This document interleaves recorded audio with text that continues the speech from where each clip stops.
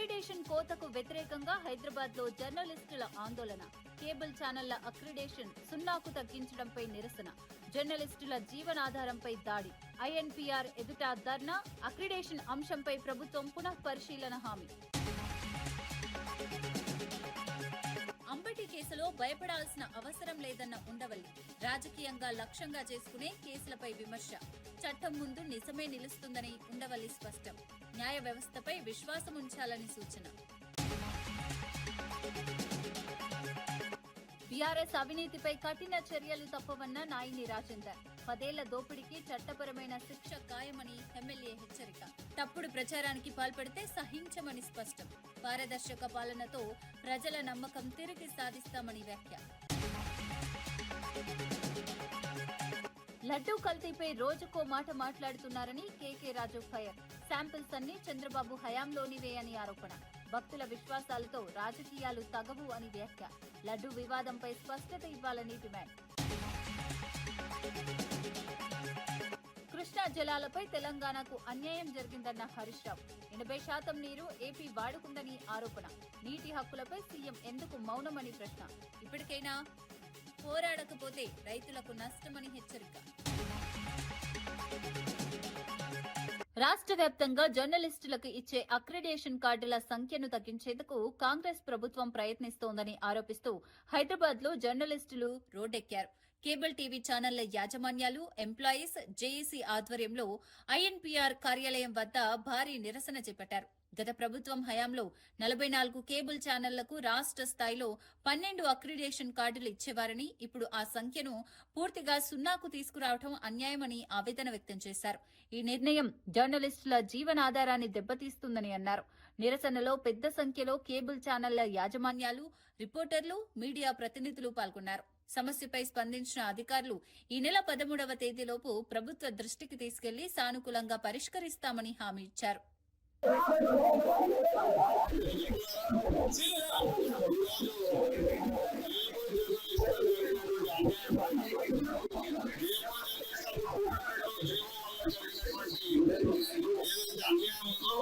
దాన్ని ప్రశ్నించడానికి మనకి న్యాయం జరిగే వరకు దశల వారీగా పోరాటం స్వీకరించుకునే క్రమంలో ఈరోజు మొట్టమొదటిగా ఏదైతే మనకు అప్లికేషన్ ఇన్స్టిట్యూషన్ సంస్థ ఐఎన్పీఆర్ ముట్టడి కార్యక్రమానికి ఈరోజు తెలంగాణ రాష్ట్ర కేబుల్ జర్నలిస్ట్ జేఏసీ ఆధ్వర్యంలో ఈరోజు ఏదైతే పిలిపించినారో రాష్ట్ర వ్యాప్తంగా జర్నలిస్టులు కలిగి వచ్చిన నేను సంఘీభావంగా జర్నలిస్ట్ పక్షాన నేను సంఘీభావంగా వచ్చేదానికి సంపూర్ణమైనటువంటి మద్దతు ప్రకటించాం. ఈ రోజు మనం చేసినటువంటి దానికి ఈ రోజు ఏదైతే మనం ఈ రోజు ముట్టడి కార్యక్రమానికి తీసుకున్నామో ఈ రోజు అధికారులు ఒకటి నిలదీయడం జరిగింది. 239 జీవోలో ఏ రకంగా అయితే మనం 12 కార్డులు ఇదే ఐఎన్పీఆర్ ద్వారా దాదాపు 45 కేబుల్ ఛానల్ తీసుకున్నామో అదే రకంగా ఈ రోజు నూతనంగా తీసుకొచ్చిన 252 జీవో ద్వారా కూడా అదే రకమైనటువంటి ప్రక్రియకు మీరు శ్రీకారం చుట్టాలి.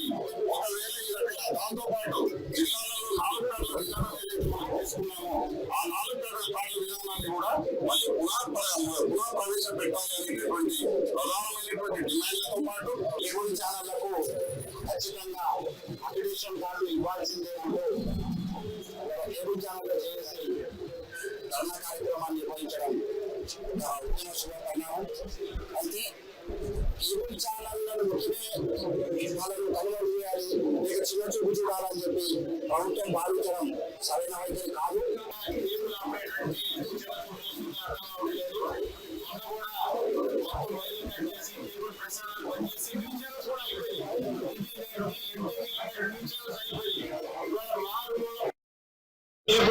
ప్రతి ఒక్క కేబుల్ ఛానల్ పెట్టుకున్నారు.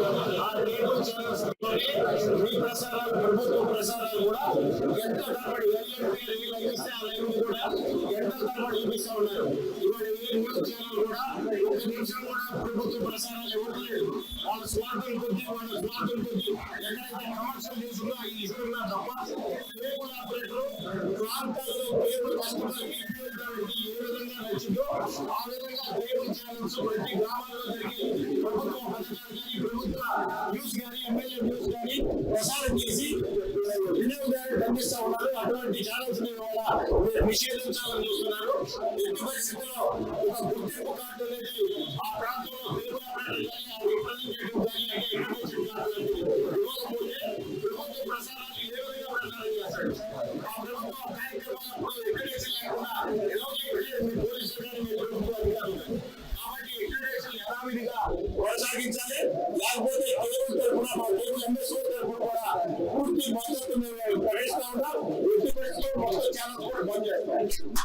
ఓటర్ని దీర్ఘకాలిక సమస్యలు పక్కన పెట్టడం కోసం లేకపోతే డైవర్ట్ చేయడం కోసం కొత్త రకమైన పాలిటిక్స్ తోటి ఈ పట్టుకొస్తున్నారు. కానీ ప్రభుత్వం ఇచ్చినటువంటి దాన్ని ఇంకా ఇంక్రీజ్ తగ్గించండి. కూలీలు దాంట్లో దాంట్లో నెంబర్ 1 ఇష్యూ అది.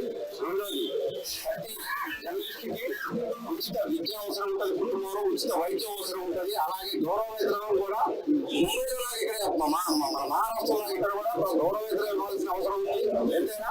అలాగే 60 ఏళ్ళు నిండినటువంటి జర్నలిస్టులకి డెఫినెట్ గా ఒక పెన్షన్ సౌకర్యం అనేది గౌరవ వేతనం లాగా ఇంటికి పంపించాల్సిన అవసరం ఉంది. ఈ డిమాండ్ కూడా మేము ముందుకెళ్తున్నాం. కాబట్టి దీన్ని తెలంగాణ జర్నలిస్టుల సంక్షేమ సంఘం తరఫున మన ఏదైతే ఉందో జేఏసీ తరఫున ఏదైతే మన మిత్రులకు అన్యాయం జరుగుతుందో పూర్తిగా ఈ కేబుల్ టవర్స్ మీద దాన్ని వివరంగా మేము వాళ్ళకి అండగా ఉంటాం. ఎప్పుడైనా సరే అందరికీ అవకాశం ఇచ్చినందుకు ధన్యవాదాలు. గతంలో సెవెంటెక్ చదువుతున్న సుమారుగా 15 సంవత్సరాలు పనిచేసిన తీవ్రంగా శ్రమించారు. దాని తర్వాత అంటే మన జర్నలిస్టులే కదా, మన తెలంగాణ ప్రభుత్వం వచ్చింది, నా తెలంగాణ మనకు వచ్చింది, ఏమి మొదలు పెట్టారు ఉద్దేశంతో మనం ఇమ్మీడియట్ గా ఈ తర్వాత ఇప్పటికీ వివరణ చేయని విషయం ఏంటంటే ఇప్పటికీ ఒక అప్డేషన్ విషయమే కాదు, ఒక యాడ్ ఎంపానల్మెంట్ అనేది తెలంగాణ ఏర్పడిన తర్వాత ఎంపానల్మెంట్ అనేది చేయలేదు. అంటే గవర్నమెంట్ నుంచి మనకు జీరో సపోర్ట్, తెలంగాణ మీడియాకు జీరో సపోర్ట్. కావున మనకు ఒక యాడ్ వచ్చిందంటే దాని పైగా వస్తూ ఉంటే గత ప్రభుత్వం మోసగారిగా ఏంటంటే మనకు పూర్తి స్థాయి అప్డేషన్స్ అనేది సమర్పించింది. దాంతో పాటు మన జిల్లాలలో ప్రతి జర్నలిస్ట్ అప్డేషన్ అనేది మనం సమర్పించడం వల్ల ఏమైందంటే దాంట్లో ఆ జర్నలిస్ట్ అనేది జాయిన్ అవ్వడం జరిగిందని మనకు అప్డేషన్ వస్తుంది. ఏదో కేబుల్ ఛానల్స్ కొంత రావడం జరిగింది. కానీ ఈ స్థితి ఇప్పుడు అంటే అప్డేషన్స్ అక్కడ ఎవరో పోయి 3 నెలలు ఇస్తే ఇప్పుడు కొడతారు, ఆ జిల్లాలో అప్డేషన్స్ ఇచ్చారు. సో ఇలాంటివి వచ్చేప్పుడు జరుగుతూ ఉంది. తెలంగాణ జర్నలిస్టుల పైన గమనించాలి. అలాగే ఆంధ్ర మీడియాని వీళ్ళు ఎంకరేజ్ చేసే విధంగా ప్రభుత్వం కానీ సంబంధిత మీసలు కానీ గమనించి పూర్తిగా పాత జీవనం కొనసాగించాలి. అలాగే అల్లంనారాయణ సార్ ఉన్నప్పుడు పూర్తిగా మేము ఇక్కడ ఎక్కువ వచ్చినా సరే సార్ మరి ఇక్కడ అప్డేషన్ వెరిఫికేషన్ చూపించారు. తెలంగాణ ఉద్యమం పేరుతో అధికారంలోకి వచ్చిన బీఆర్ఎస్ నేతలు 10 ఏళ్ల పాలనలో అడ్డగోలుగా దోపిడీ చేశారని వరంగల్ పశ్చిమ ఎమ్మెల్యే నాయిని రాజేందర్ రెడ్డి విమర్శించారు. ఇప్పటికీ ప్రజలను మోసం చేస్తూ తప్పుడు ప్రచారం చేస్తున్నారని ఆరోపించారు. అవినీతికి పాల్పడిన బీఆర్ఎస్ నాయకులపై ప్రజాప్రభుత్వం కఠిన చర్యలు తీసుకుని తప్పనిసరిగా శిక్ష విధిస్తుందని స్పష్టం చేశారు. గత పాలనలో జరిగిన అక్రమాలు ఒక్కొక్కటిగా బయటపడుతున్నాయని తెలిపారు. ప్రజల ఆశల్ని ద్రోహం చేసిన నేతలకు రాజకీయంగా మాత్రమే కాకుండా చట్టపరంగానూ గుణపాఠం చెబుతామని హెచ్చరించారు. తెలంగాణ అభివృద్ధిని అడ్డుకున్న వారిని ప్రజలు ఎప్పటికీ క్షమించరని అన్నారు. పారదర్శక పాలనతో ప్రజల నమ్మకాన్ని తిరిగి సాధించడమే కాంగ్రెస్ ప్రభుత్వ లక్ష్యమని స్పష్టం చేశారు. అవన్నీ కూడా నిజంగా కూడా బయటకు వెళ్ళి అప్పుడు లెటర్ పెట్టింది కదా, అవన్నీ కూడా తీయండి అన్న. 1000 కోట్ల రూపాయలండి ప్రజల సొమ్ము. నా కొడుకులు మళ్ళీ వీళ్ళేదో సంసార తీరుగా వీళ్ళే దేశం మీద పడి ఓవని కుక్కలు తిన మరుగుతున్నారు. మేము కూడా ముఖ్యమంత్రి గారిని రిక్వెస్ట్ చేస్తున్నాం, ఇక మాకు కూడా ఓపికలు లేవు. ప్రజలు మనని ఈ దొంగలని జైల్లో పెడతామని కసితోటి కోపంతో మనకు ఓట్లేసి మన అధికారం తీసుకొచ్చింది. దీనికి ఫాస్ట్ ట్రాక్ పెట్టి ఈ దొంగలని త్వరలో కనుక జైల్లో పెట్టకపోతే ఉనికికి ప్రమాదం ఉన్నది, తెలంగాణ వ్యవస్థకే ప్రమాదం ఉన్నది. ఆంధ్రోలు దోసుక తిన్నారు అని చెప్పిన కానీ ఆంధ్రోలు 10% తింటే నా కొడుకులు 100% తిన్నారు. ఒక్కొక్కడు రుబ్రోలు ఉన్నట్టున్నాడు గుండ్రగా 1000 కోట్లు తిని ఎట్లున్నాడు. ఇక్కడ పేర్లు వద్దు నేను కానీ ఒక్కొక్కడు ఇట్లా గుండ్ర ఇట్లా ఈ కత్తలు ఉబ్బి ఆ ఏసీల సల్లకి దిగక ఈ నా కొడుకులు వీళ్ళ ఉల్టా మాట్లాడుతున్నదే. సారీ టు సే, నేను ఎందుకు ఈ భాష మాట్లాడవలసి వస్తుందంటే నిన్న ముఖ్యమంత్రి గారి గురించి మాట్లాడిన భాష అంతకుముందు ఏకంగా రాహుల్ గాంధీ గారిని అవలా అంటాడు. వీడు అవలా సంఘానికి అధ్యక్షుడు వినయ్య, వీళ్ళు అవలా అంటాడు. ఏందా వీడు ఎలక్షన్లు అయిపోగానే తెలంగాణ రాగానే పోయి కుటుంబం పోయి కాలు పట్టుకోలే, ఫోటోలు లేవా, మీడియా లేదా? అసలు మీరు ఏం చేస్తుర్రా, ఏం మాట్లాడుతున్నారు? అసలు మీ చేతలకు పొంతనకు ఏమన్నా ఉన్నదా?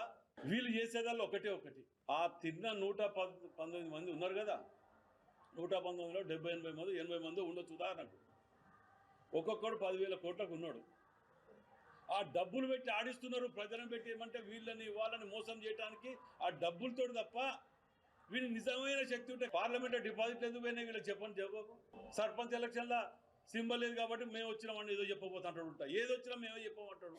మేము ముఖ్యమంత్రి గారిని నిజంగా కూడా మేము కలిసి రిప్రజెంటేషన్ ఇవ్వదలుచుకున్నాం, కొందరు ఎమ్మెల్యేలను కూడా కలిసి. కేంద్ర ప్రభుత్వం తీసుకుంటున్న తప్పుడు నిర్ణయాలతో తెలంగాణకు అన్యాయం జరుగుతుంటే సీఎం రేవంత్ రెడ్డి ఎందుకు స్పందించడం లేదని జాగృతి అధ్యక్షురాలు కల్వకుంట్ల కవిత ప్రశ్నించారు. రాష్ట్ర ప్రయోజనాల విషయంలో ముఖ్యమంత్రి మౌనం వహించడం అనుమానాలకు తావిస్తోందని అన్నారు. కేంద్రం నుంచి రావాల్సిన నిధులు, హక్కుల విషయంలో బలంగా పోరాడాల్సిన అవసరం ఉందని సూచించారు. గతంలో రాష్ట్ర ప్రయోజనాల కోసం ఉద్యమించిన నాయకత్వం ఇప్పుడు ఎందుకు వెనక్కి తగ్గిందని ప్రశ్నించారు.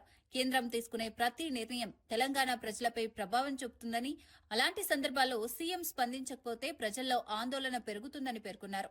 రాష్ట్ర హక్కుల పరిరక్షణలో ప్రభుత్వ వైఫల్యాన్ని ప్రజలు గమనిస్తున్నారని కవిత వ్యాఖ్యానించారు. ముఖ్యమంత్రి గారిని మేము ఒక 3 డిమాండ్లు చేస్తా ఉన్నాం. కేంద్ర ప్రభుత్వం ఏదైనా నిర్ణయం తీసుకున్నప్పుడు ఆ నిర్ణయం యొక్క ప్రభావం మన రాష్ట్ర ప్రజల మీద పడుతున్నప్పుడు ఈ రాష్ట్ర ముఖ్యమంత్రిగా మీరు స్పందించాలి. కానీ మీరు స్పందిస్తలేరు. దానికి 3 ఉదాహరణలు. లేబర్ కోడ్ మారితే ముఖ్యమంత్రి గారు ఎక్కడ మాట్లాడలేదు. 12వ తారీఖు నాడు బంద్ ఉంది. మొత్తం కూడా లేబర్ అంతా కూడా రోడ్ల మీదకి వస్తూ ఉన్నారు. ఆ బంద్కు జాగృతి సంపూర్ణంగా మద్దతు ప్రకటిస్తూ ఉన్నది.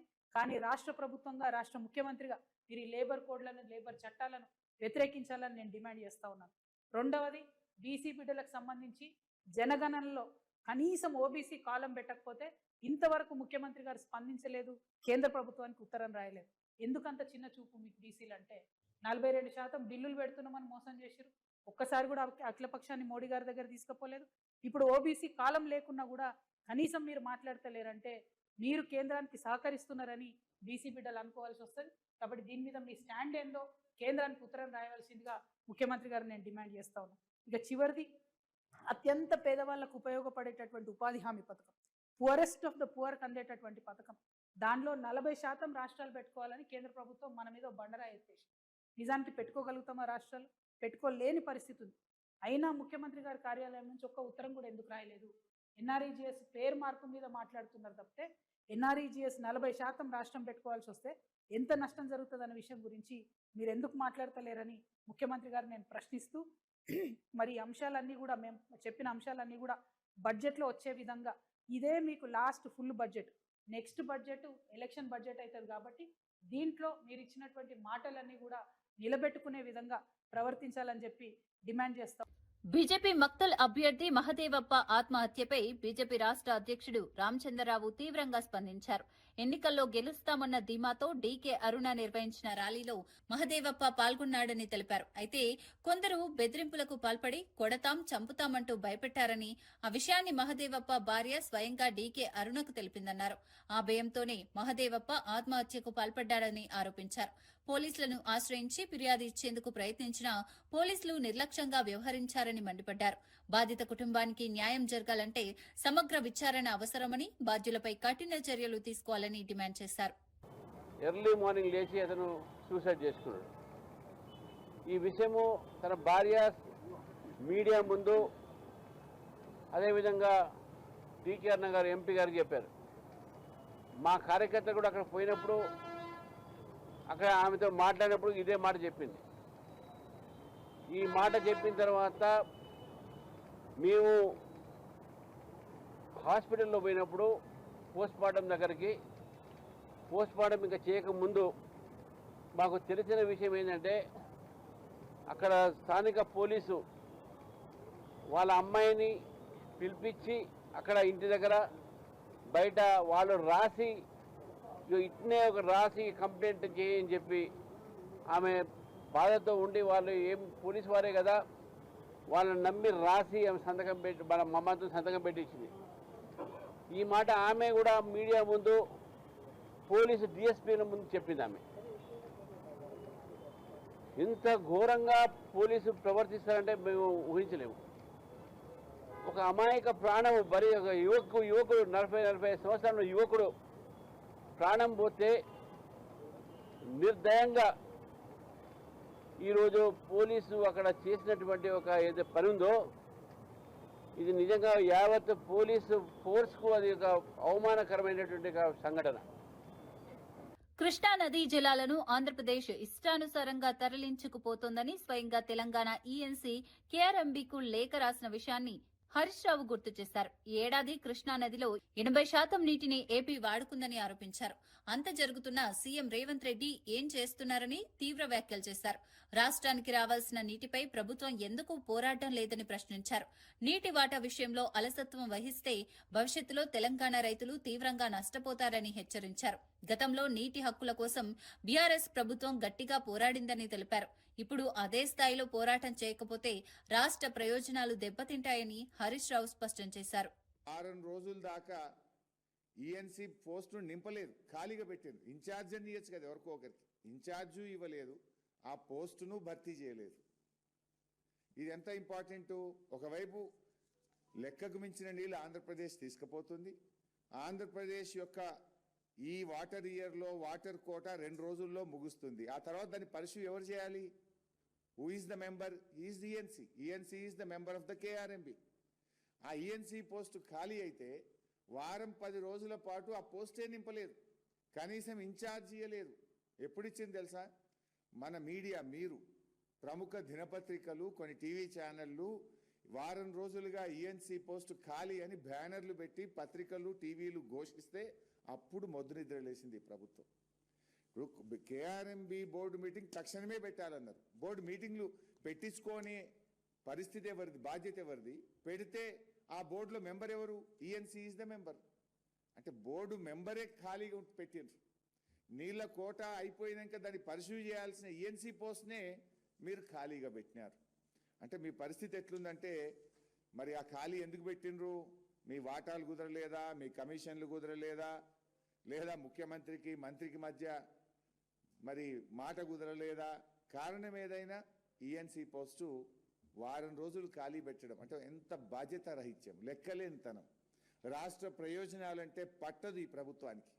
మన నీళ్లు అడ్డగోలుగా దోచుకుపోతుంటే దాన్ని ప్రభుత్వమే చూడాలి. కనీసం చూస్తున్న ఈఎన్సీ పోస్టు కూడా ఖాళీగా పెట్టినటువంటి పరిస్థితి ఈరోజు ఈ రాష్ట్రంలో. అంబటి రాంబాబు వ్యవహారంపై మాజీ ఎంపీ ఉండవల్లి అరుణ్ కుమార్ స్పందించారు. న్యాయవాదిగా అనుభవం ఉన్న వ్యక్తిగా అంబటి రాంబాబు ఈ కేసులో భయపడాల్సిన అవసరం లేదని చెప్పారు. కేసులో బలమైన ఆధారాలు లేవని, రాజకీయంగా లక్ష్యంగా చేసుకుని వ్యవహారం నడుస్తోందని అభిప్రాయం వ్యక్తం చేశారు. ప్రభుత్వాలు మారినప్పుడు రాజకీయ ప్రత్యర్థులపై కేసులు పెట్టడం కొత్త కాదని, కానీ చట్టపరంగా నిజం నిలబడితేనే శిక్ష సాధ్యమవుతుందని స్పష్టం చేశారు. ప్రజల్లో భయాందోళనలు సృష్టించేందుకే ఇలాంటి కేసులు తెరపైకి వస్తున్నాయని విమర్శించారు. న్యాయ వ్యవస్థపై విశ్వాసం ఉంచాలని, చట్టం తన పని తాను చేస్తుందని ఉండవల్లి వ్యాఖ్యానించారు. ఈ వ్యాఖ్యలు రాజకీయ వర్గాల్లో చర్చకు దారితీశాయి. అవతల ఆయన ఉంటాడు, అవతల ఉంటాడు, ఫోన్లో మాట్లాడుకోవటం. ఇంత పూర్వం నేను చాలాసార్లు సెంట్రల్ జైల్లో విజిటర్స్ చూడడానికి వచ్చాను. నేను సెంట్రల్ జైల్లో రిమాండ్లో ఉన్నాను. కానీ ఈ కండిషన్స్ అన్ని మారుతూ వచ్చాయి కదా. ఇప్పుడున్న దాంట్లో పెద్ద ఎక్కువగా మాట్లాడుకోవడానికి అవకాశం లేదు. ఫోన్లోనే అటే ఫోన్లో ఆయన మాట్లాడుతున్నాడు, ఇటే ఫోన్లో మనం మాట్లాడాలి. ఆయన ఏమీ కంప్లైంట్, నాతో అయితే ఏం కంప్లైంట్ చెప్పలేదు. బాగానే ఉన్నాడు, ఆరోగ్యంగా ఉన్నాడు, నవ్వుతూ హ్యాపీగా ఉన్నాడు ప్రతిదీ. ఎందుకంటే అతను కూడా లాయర్ కదా, అతనికి తెలుసు ఈ కేసులో పస ఎంత ఉందో. ఈ కేసు వల్ల వాళ్ళ పార్టీకి అతనికి వ్యక్తిగతంగా కూడా చాలా బెనిఫిట్ జరిగిందని అనుకుంటున్నాను నేను. ఎందుకంటే కక్ష సాధింపు ధోరణితోటి చేసినటువంటి ప్రయత్నం అని క్లియర్గా అర్థమైపోతుంది. కనీసం అక్కడ ఇంటి మీద దాడి చేస్తుంటే 6 గంటల సేపు మనం అందరం చూసాం కదా. వాళ్ళని కనీసం ఏ మేజిస్ట్రేట్ ముందో ఆధారపరిచి చిన్న డ్రామా అన్నా చేయవలసింది. స్టేషన్ బెయిల్ ఇచ్చి పంపించారు ఆర్సన్ కేసులో. ఆర్సన్ కేసు అంటే ఇంటి మీదకి మంటలు వచ్చేలాగా పెట్రోల్ బాంబులు ఇసిరితే దాంట్లో స్టేషన్ బెయిల్ నేను ఎప్పుడు వినలేదు. అలాగే తిట్టాడన్న కేసులో తీసుకొచ్చి అప్పుడే 2 వారాలు అయిపోయినట్టుంది. తీసుకొచ్చి సెంట్రల్ జైల్లో పెట్టడం ఇది టూ మచ్ అనమాట. ఇది ఫస్ట్ ఆఫ్ ఇట్స్ కైండ్ అనుకుంటున్నాను. ఏదైనా చూద్దాం ఎటు దారి తీసుకు. రాష్ట్ర వ్యాప్తంగా జరిగిన మున్సిపల్ ఎన్నికల్లో కాంగ్రెస్ పార్టీ భారీ విజయం సాధించబోతోందని మంత్రి పొంగులేటి శ్రీనివాసరెడ్డి ధీమా వ్యక్తం చేశారు. జూబ్లీహిల్స్ ఉప ఎన్నికను రెఫరెండంగా చిత్రీకరించిన నేతలు ప్రజలు ఇచ్చిన తీర్పుతో మౌనంగా మారారని అన్నారు. ప్రజల సంక్షేమం, అభివృద్ధే కాంగ్రెస్ విజయానికి కారణమని పేర్కొన్నారు. మున్సిపల్ ఎన్నికల ఫలితాలు కూడా ఇదే ధోరణిలో ఉంటాయని ముందే అంచనా వేసిన మేధావుల మాటలు నిజమవుతున్నాయని చెప్పారు. ప్రజలు గత పాలనలో జరిగిన అవినీతి, నిర్లక్ష్యాన్ని గుర్తుపెట్టుకుని ఓటు వేశారని అన్నారు. స్థానిక సంస్థల ఎన్నికల్లో కాంగ్రెస్ కు లభించిన ఆదరణ రాబోయే రాజకీయాలకు దిశానిర్దేశం చేస్తుందని మంత్రి అభిప్రాయపడ్డారు. నేను చెప్పలే. ఆ ఎన్నికల్లో కాంగ్రెస్ పార్టీ అర్బన్లో కూడా కాంగ్రెస్ పార్టీ అభ్యర్థిని ఎలా దీవించారో రాష్ట్ర ప్రజలు గమనించారు.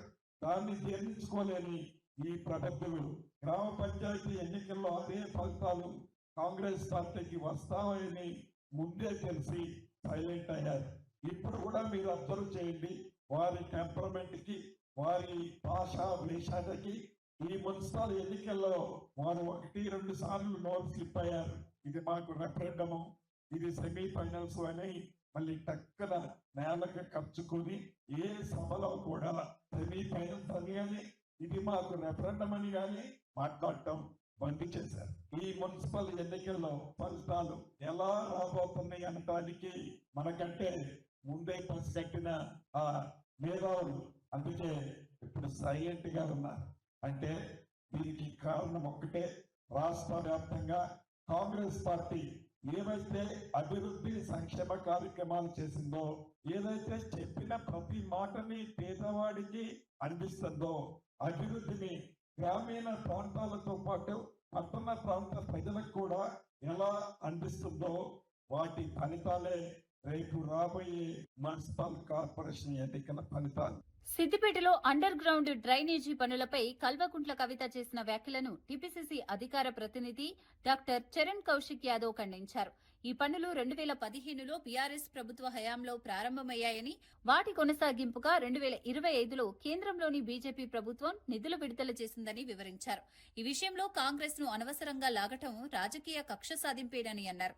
బీఆర్ఎస్ నేతలు తమ వ్యక్తిగత రాజకీయ లాభాల కోసం కాంగ్రెస్ పై ఆరోపణలు చేయటం సమంజసం కాదని వ్యాఖ్యానించారు. అభివృద్ది పనుల విషయంలో వాస్తవాలను ప్రజలకు చెప్పాలని, తప్పుదారి పట్టించే వ్యాఖ్యలు చేయవద్దని సూచించారు. ఈ అంశం రాజకీయంగా మరోసారి చర్చకు వచ్చింది. జాగృతి అధ్యక్షురాలు కల్వకుంట్ల కవిత గారు ఈరోజు మాట్లాడుతూ, కాంగ్రెస్ ప్రభుత్వం అధికారంలోకి వచ్చిన తర్వాత రాష్ట్ర వ్యాప్తంగా ఎక్కడ కూడా అండర్ డ్రైనేజ్ కి నిధులు కేటాయించలేదు. కానీ గుంటనక్క హరీష్ రావు గారు నియోజకవర్గంలో సిద్దిపేటలో కేటాయించింది కాంగ్రెస్ ప్రభుత్వం. హరీష్ రావు గారికి రేవంత్ రెడ్డి గారు కావచ్చు, కాంగ్రెస్ ప్రభుత్వానికి సత్సంబంధాలు ఉన్నాయి. హరీష్ రావు గారిని కాపాడేదే కాంగ్రెస్ పార్టీ అని చెప్పేసి కల్వకుంట్ల కవిత గారు మాట్లాడుతారు. వారి వ్యాఖ్యలను తీవ్రంగా ఖండిస్తూ 2015లోనే సిద్దిపేటకు సంబంధించి అండర్ గ్రౌండ్ డ్రైనేజ్ కోసం 300 కోట్ల రూపాయలు ఆనాడే కేటాయించుకున్నారు. 2015లో ఎవరున్నారు ముఖ్యమంత్రిగా? కల్వకుంట్ల చంద్రశేఖరరావు గారు ఉన్నారు. దానిలో భాగంగా ఇటీవల అక్టోబర్ 2025లో అదనంగా 141 కోట్ల రూపాయలు కేంద్ర ప్రభుత్వము ఇక్కడ నిధులు కేటాయించింది. కంటిన్యూషన్ లో భాగంగా అది కేంద్ర ప్రభుత్వానికి పథకానికి సంబంధించినటువంటి వ్యవహారం. మొదటగా 2015లో 300 కోట్ల రూపాయలు ఇచ్చారు. 2025లో కంటిన్యూషన్ లో భాగంగా కేంద్ర ప్రభుత్వం 141 కోట్ల రూపాయలు ఇస్తే మీరు అనాల్సింది భారతీయ జనతా పార్టీ, కానీ దాన్ని కాంగ్రెస్ పార్టీకి ఆపాదించే ప్రయత్నం కల్వకుంట్ల కవిత గారు చేస్తా ఉన్నారు. కల్వకుంట్ల కవిత ఎంతసేపు హరీష్ రావు గారికి కాంగ్రెస్ పార్టీ లింకు పెట్టే ప్రయత్నం. హరీష్ రావు గారు, కేటీఆర్ గారు బీఆర్ఎస్ పార్టీ శ్రేణులేమో కాంగ్రెస్ పార్టీకి కల్వకుంట్ల కవిత గారిని మొత్తం నడిపిస్తుంది కాంగ్రెస్ పార్టీ అని చెప్పి లింకు పెట్టే ప్రయత్నం. ఏ జన్నా కాంగ్రెస్ పార్టీకి ఆపాదించే ప్రయత్నం కల్వకుంట్ల కవిత గారు చేస్తా ఉన్నారు, బీఆర్ఎస్ పార్టీ చేస్తా ఉంది. దయచేసి మీ వ్యక్తిగతాలు ఏమైనా ఉంటే మీరు మాట్లాడుకోండి. అనవసరంగా సిద్దిపేట అండర్ గ్రౌండ్ డ్రైనేజ్ సంబంధించి ఆనాడు కేసీఆర్ గారి ప్రభుత్వంలో 300 కోట్ల రూపాయలు ఇస్తే అది కేంద్ర ప్రభుత్వానికి సంబంధించిన పథకం. దానిలో భాగంగా శ్రీశైలానికి కాలినడకన వచ్చిన భక్తులపై లాఠీ చార్జ్ జరగడాన్ని మాజీ మంత్రి వెల్లంపల్లి శ్రీనివాస్ తీవ్రంగా ఖండించారు. కనీస సౌకర్యాలు కల్పించడంలో కూటమి ప్రభుత్వం విఫలమైందని విమర్శించారు. పండుగల సమయంలో భక్తులకు రక్షణ కల్పించాల్సిన బాధ్యత ప్రభుత్వానిదేనని అన్నారు. భక్తులపై దాడులు, తొక్కిసలాటలు జరగడం ప్రభుత్వ వైఫల్యానికి నిదర్శనమని పేర్కొన్నారు. శ్రీవారి దర్శనానికి వచ్చే భక్తుల భద్రతపై ప్రత్యేక దృష్టి పెట్టాల్సిన అవసరం ఉందన్నారు.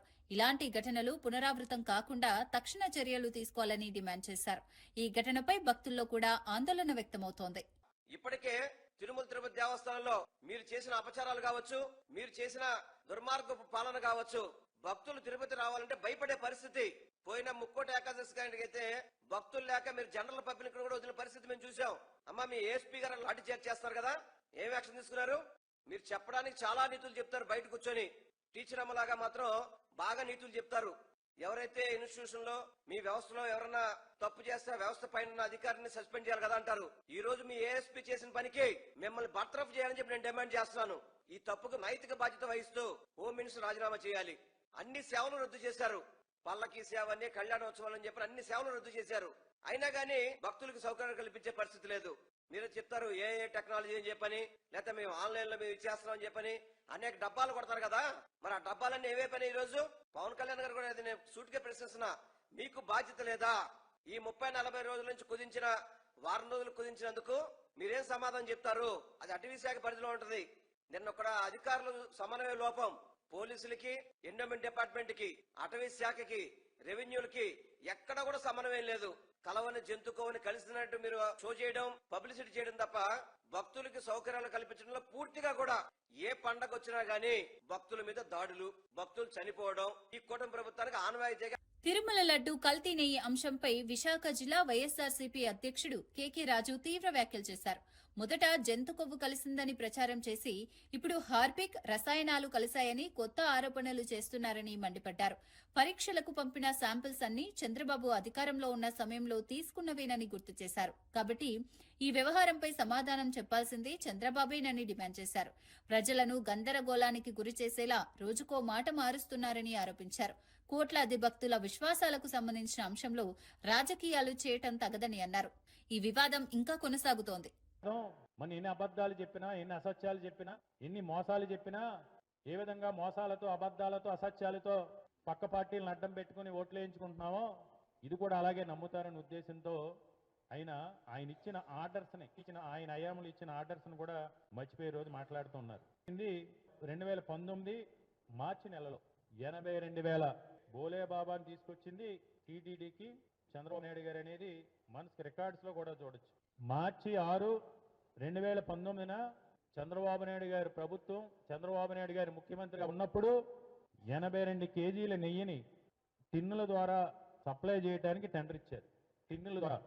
మీకు ఆశ్చర్యకరమైన విషయం ఏంటంటే బోలే బాబాకి 2019 మార్చి 6వ తారీఖున చంద్రబాబు నాయుడు గారు ముఖ్యమంత్రిగా ఉన్నప్పుడు ఇచ్చిన ఆర్డర్కి కేజీ విలువ 291 రూపాయలు మాత్రమే.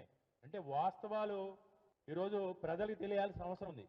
కేవలం 291 రూపాయలు ఈ బోలే బాబాకి చంద్రబాబు నాయుడు గారు ఆంధ్రప్రదేశ్ టీటీడీకి తీసుకొచ్చి ఇచ్చినప్పుడు ఆర్డర్ 291 రూపాయలకి.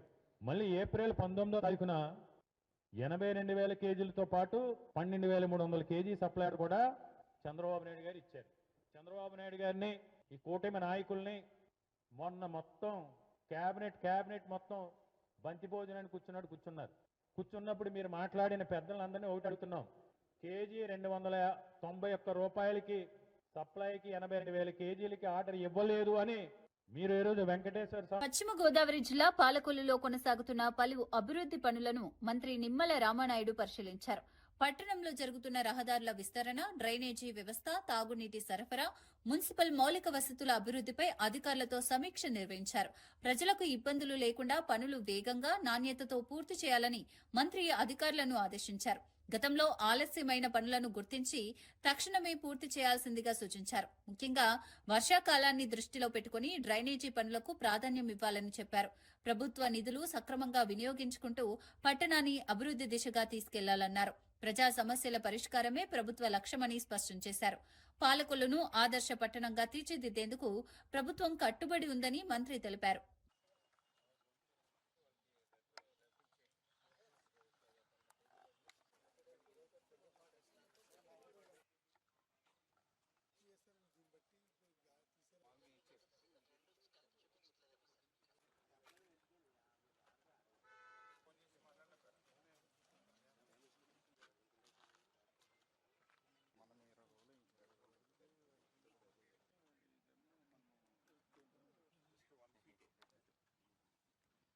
విధంగా 1,50 లక్షల రూపాయలతోటి మరి యొక్క సుందరీకరణ, అదేవిధంగా బండ్ బలోపేతం చేయడం విత్ సెక్యూరిటీ, ఇవన్నీ కూడా కల్పిస్తూ ఈ కార్యక్రమం తీసుకుని దాన్ని ఈరోజు కూడా పరిశీలించి ఏజెన్సీకి, అధికారులకి సూచనలు ఇవ్వడం జరిగింది. అదేవిధంగా ప్రభుత్వ ఆసుపత్రి దగ్గర కూడా 1,50 లక్షల రూపాయలు urban development authority Eluru funds తోటి అక్కడ కూడా గ్రీనరీ, ల్యాండ్స్కేపింగ్, క్యాంటీన్, బెంచింగ్, ఇవన్నీ కూడా వాళ్ళకు కూడా ఇప్పుడు ఎక్కడ ఏమి రావాలనే దాని మీద ఇచ్చినటువంటి డైరెక్షన్స్ అన్ని కూడా అక్కడ కూడా ఇవ్వడం జరిగింది. అదేవిధంగా క్రిస్టియన్ బరెల్ గ్రౌండ్కి సంబంధించి మరి అక్కడ కూడా ఫిల్లింగ్ పూర్తయింది. తర్వాత ఏదైతే స్ట్రక్చర్స్ ఉన్నాయి ఆ స్ట్రక్చర్స్ని ఎట్లా, అదేవిధంగా ఏ రకంగా అయితే అక్కడ గ్రీనరీ రావాలి, ల్యాండ్స్కేపింగ్ ఎక్కడ రావాలి అనేటువంటిది వాళ్ళ సంఘ పెద్దలతోటి, అక్కడ ముఖ్య నాయకులతో కూడా మాట్లాడి అక్కడ కూడా కొంత క్లియరెన్స్ ఇవ్వడం జరిగింది. ఇట్లా వారం కూడా జరుగుతున్నటువంటి పనుల్ని స్వయంగా టీమ్గా తెలుగుదేశం, జనసేన, బీజేపీ నాయకులతో కలిసి పర్యవేక్షిస్తూ ఎప్పటికప్పుడు మనం చేసేటువంటి పని కూడా 10 మందికి ఉపయోగపడే విధంగా ఉండాలనేటువంటి ఆలోచనతోటే మరి శ్రమించి పనిచేస్తున్నాం. దేశ భద్రత, మాదక ద్రవ్యాల నిర్మూలనే లక్ష్యంగా సిఐఎస్ఎఫ్ జవాన్లు చేపట్టిన సైకిల్ ర్యాలీ ఒంగోలుకు చేరుకుంది. తీర ప్రాంత ప్రజల్లో అవగాహన ఉంచే ఉద్దేశంతో ఈ ర్యాలీ నిర్వహిస్తున్నట్లు అధికారులు తెలిపారు. డ్రగ్స్ వినియోగం వల్ల సమాజానికి కలిగే నష్టాలను వివరిస్తూ యువత చెడు మార్గాలకు దూరంగా ఉండాలని జవాన్లు పిలుపునిచ్చారు. దేశ భద్రతలో ప్రతి పౌరుడి పాత్ర కీలకమని గుర్తు చేశారు. ఒంగోలు నుంచి తదుపరి ప్రాంతాలకు ఈ ర్యాలీ కొనసాగనుంది. ప్రజలు కూడా ఈ ఉద్యమానికి మద్దతివ్వాలని సిఐఎస్ఎఫ్ అధికారులు కోరారు. శాంతి భద్రతలు, యువత భవిష్యత్తు రక్షణ కోసమే ఈ కార్యక్రమం అని తెలిపారు. ప్రజల నుంచి మంచి స్పందన లభిస్తోందని, ఇలాంటి అవగాహన కార్యక్రమాలు సమాజంలో సానుకూల మార్పు తీసుకువస్తాయని జవాన్లు ఆశాభావం వ్యక్తం చేశారు.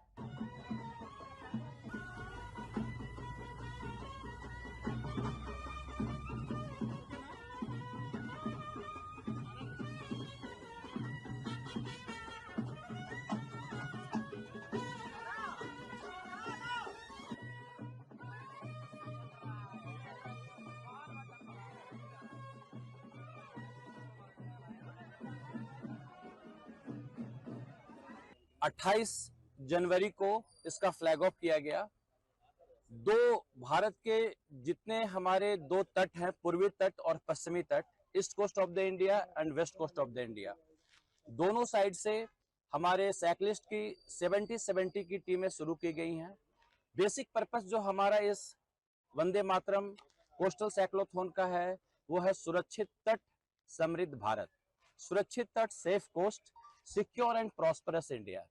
इस थीम को लेकर के गवर्नमेंट ऑफ इंडिया के जितने भी इनिशिएटिव्स हैं उनको हम, जितने भी हमारे कोस्टल इंडिया में जो भी कम्युनिटी रहती है, हम उनके बीच उनको जागरूक फैला रहे हैं। CSF central armed force of the union है। हमारी जो सुरक्षा के जो दायरे हैं वो भारत सरकार के जितने भी पोर्ट्स हैं, भारत सरकार के जितने एयरपोर्ट्स हैं, जितने इकोनॉमिक इंस्टॉलेशंस हैं, जितने पब्लिक सेक्टर अंडरटेकिंग्स हैं, न्यूक्लियर इंस्टॉलेशंस हैं, डिपार्टमेंट ऑफ स्पेस के इंस्टॉलेशंस हैं, even VIP security, disaster management, हर जगह सीएसएफ की एक अपनी पहुंच है और हम अपनी सिक्योरिटी को पूरे संजीदगी से, पूरे डिवोशन के साथ हम दे रहे हैं। हमारे बल के महानिदेशक महोदय द्वारा एक बहुत ही अच्छा पहल किया गया कि 2026 में जब वंदे मातरम का 150 साल पूरा हो रहा है, 1875 में वंदे मातरम की जो पहली पंक्ति है हमारे आदरणीय कवि, जो पूजनीय कवि थे बंकिम चंद्र चट्टोपाध्याय के द्वारा सिंह किया गया था, और आज 150 साल उस जो भी पोयम के होने वाले हैं। तो जो उनका कॉन्सेप्ट था कि हम अपने भारत మాతృభూమి को क्या। అసెంబ్లీ సమావేశాలకు వైఎస్ జగన్ తో సహా అందరం హాజరవుతున్నామని మాజీ మంత్రి బొత్స సత్యనారాయణ వెల్లడించారు. ప్రజాస్వామ్యంలో అసెంబ్లీ కీలకమైన వేదిక అని, ప్రజా సమస్యలపై చర్చించేందుకే తమ హాజరు అని ఆయన తెలిపారు. రాష్ట్రంలో జరుగుతున్న పరిణామాలు, ప్రభుత్వ విధానాలపై అసెంబ్లీలో గట్టిగా ప్రశ్నిస్తామని స్పష్టం చేశారు. ప్రజలకు సంబంధించిన అంశాలను లేవనెత్తడమే తమ బాధ్యత అని అన్నారు. ప్రతిపక్ష హోదాలో ప్రభుత్వాన్ని ప్రశ్నించడం సహజమని పేర్కొన్నారు. అసెంబ్లీ సమావేశాల్లో ప్రజా ప్రయోజనాలే ప్రథమ లక్ష్యంగా వ్యవహరిస్తామని చెప్పారు. రాజకీయ విభేదాలకు అతీతంగా ప్రజల సమస్యలపై చర్చ జరగాలని ఆకాంక్షించారు. ఈ సమావేశాలు రాష్ట్ర రాజకీయాల్లో కీలకంగా మారనున్నాయని రాజకీయ వర్గాలు విశ్లేషిస్తున్నాయి. ఇవాళ కూడా చంద్రబాబు నాయుడు గారు చెప్తున్నాం, ఏదైతే మీరు వేసిన ఎంక్వైరీ కమిటీ ఉందో మా ఇచ్చిన రిపోర్ట్ని మీరు బహిర్గతం చేయండి, మాకు అభ్యంతరం, దాని ప్రకారం మీరు ఏ నిర్ణయం తీసుకోండి. ఇంకో విషయాన్ని కూడా మీకు ఇవాళ చంద్రబాబు నాయుడు మీరు అడిగారు కాబట్టి చెప్తున్నారు, నేను ఆ విషయంకి వెళ్ళను. ఏకసభ్య కమిషన్ వేస్తా అని చెప్పారా? అసలు చంద్రబాబు నాయుడు పరిపాలన దక్షత ఉందా? అసలు ఆలోచన ఉందా? అతనికి నిబంధనలు తెలుసా? ఏ రకంగా వేసిన ఎంక్వైరీ చేసి రిపోర్ట్ వస్తే దాని మీద ఏ రకంగా మళ్ళీ ఏకసభ్య కమిషన్ వేస్తాడండి? How it is? ఆయనకి ఎక్కడ ఉంది అది? సుప్రీంకోర్టు నియమించిన వ్యవస్థ ఒక సిట్టేసి అందులో సిబిఐ ఆఫీసర్లు, స్టేట్కి సంబంధించిన అధికారులు ఉన్న తర్వాత దాని మీద మళ్ళీ ఏకసభ్య కమిషన్ వేస్తానికి మాకేమీ అభ్యంతరం కాదు, కానీ చట్టం అది హర్షించదు. మరి ఎందుకు ఆ విషయాన్ని మళ్ళీ వదిలేసాడంటే ఏది నడుకొస్తే చెప్పడం, ఏది నోటికి వస్తుంది మాట్లాడడం, అమ్మాయికి అనుకున్నట్టు రాష్ట్రపతి అందరూ మేమందరూ ఏ రకంగా ఎలాగెప్పుడు వద్ది. అందుకు చెప్తున్నాను. కాబట్టి చాలా తొందరపాటులో ఉన్నాడు అతను వచ్చి పరిపాలన వచ్చి గాలి కుదిసి ప్రెస్టేషన్ ఉన్నాడు. ఎందుకున్నాడో అర్థం అవట్లేదు. స్థానం కోల్పోతున్నాడు రోజు రోజుకి. ఇది మంచిది కాదు, రాష్ట్రానికి మంచిది కాదు. ఆయన వ్యక్తిగతంగా మంచిగా చేయడానికి పక్క పడేస్తే రాష్ట్రానికి మంచిది కాదు. ఓకేనా? రేపు వస్తున్నాం కదా. తనపై వచ్చిన ఎన్నికల ప్రవర్తన నియమావళి ఉల్లంఘన ఆరోపణలను మంత్రి అడ్లూరి లక్ష్మణ్ ఖండించారు. తాను ఎన్నికల ప్రచారానికి వెళ్లలేదని, ధర్మపురిలో జరిగిన ఒక ఆధ్యాత్మిక కార్యక్రమానికి మాత్రమే హాజరయ్యానని స్పష్టం చేశారు. కొందరు కావాలని తన కాన్వాయ్ వీడియోలను చిత్రీకరించి తప్పుదోవ పట్టించే ప్రచారం చేస్తున్నారని ఆరోపించారు. మున్సిపల్ ఎన్నికల్లో ఓటమి భయంతోనే బీఆర్ఎస్ నాయకులు తనపై బురద జల్లే ప్రయత్నం చేస్తున్నారని మండిపడ్డారు. ఎన్నికల నిబంధనను తాను ఎక్కడా ఉల్లంఘించలేదని స్పష్టం చేశారు. ప్రజల్లో గందరగోళం సృష్టించేందుకే ఇలాంటి ఆరోపణలు చేస్తున్నారని విమర్శించారు. నిజాలు బయటకు వస్తాయని, ప్రజలు అన్ని విషయాలు గమనిస్తున్నారని మంత్రి అడ్లూరి లక్ష్మణ్ తెలిపారు. మా వెహికల్కి ఛార్జ్ చేస్తారు, గవర్నమెంట్ నిబంధనలకు అనుగుణంగా ఛార్జ్ చేస్తారు. నేను ఎక్కడ కూడా ఎలక్షన్ కోడ్ కానీ ఎలక్షన్ నిబంధనలు కానీ మేము ఉల్లంఘించలేదు. మేము ఇక్కడ నుంచి రాయపట్నంకు వెల్గటూరుకు దర్బారంకి వెళ్తున్న ప్రక్రియ లోపల అక్కడ స్వామివారి యొక్క ప్రవచనాలు, శ్రీకృష్ణ భగవానుడి ప్రవచనాలు జరుగుతుంటే ఆ ప్రవచనాలు వినడానికి ఆ కారులో ఆ విధంగా వెళ్ళింది. ఎందుకంటే భద్రతా పరంగా వాళ్ళ డ్యూటీ వాళ్ళు చేస్తారు. భద్రతా పరంగా ముంగట పైలో వెహికల్, ఇంకా వెహికల్ నా గవర్నమెంట్ ప్రభుత్వ నిబంధనలకు అనుగుణంగా ఎలక్షన్ కోడ్లో డబ్బులు చెల్లించుకుంటూ నడిపే వెహికల్. నేను ఇక్కడ నుంచి ఇక్కడనే ఉంటున్నా, మీరు ఓట్లేసి గెలిపిస్తా కదా. ఇక్కడ నుంచి నేను పోతున్న దారిలో ఫోటో కూడా తీసి పనికిమాని చేత కానీ ఇక పెట్టిన వాళ్ళు ఎవరో నాకు తెలియదు, కానీ ఈ స్థాయికి దిగ జారిపోయాలి. ఇక వాళ్ళ విజ్ఞతకు వదిలిపెడుతున్నాను. ఎలక్షన్ కోడ్ నిబంధనలు ఉల్లంఘించినట్టుంటే రాతపూర్వకంగా మాజీ మంత్రి ఉన్నాడు కదా, రాతపూర్వకంగా నా మీదేనండి, దానికి నేను ఫేస్ చేస్తాను. అటువంటి ఏమంటారు, డిప్రెస్కి లోనైపోతున్నారు. భద్రతాపరంగా పోవాలని చెప్తే పోలీసు అధికారులకు ఒక రాష్ట్ర క్యాబినెట్ మంత్రిగా అలా సహకరించుకుంటూ పోతున్నా.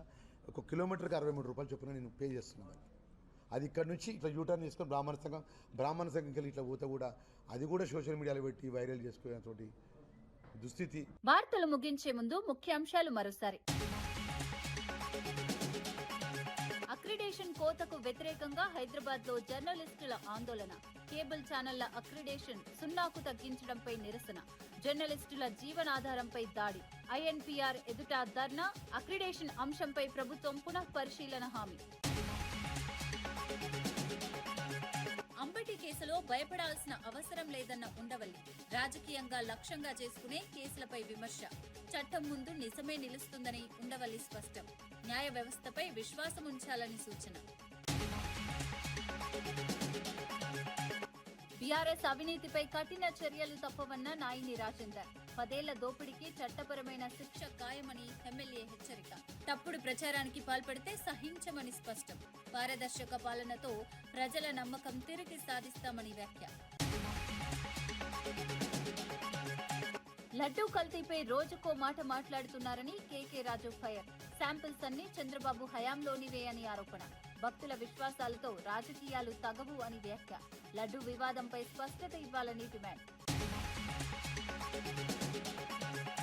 కృష్ణా జలాలపై తెలంగాణకు అన్యాయం జరిగిందన్న హరీష్ రావు. 80% నీరు ఏపీ వాడుకుందని ఆరోపణ.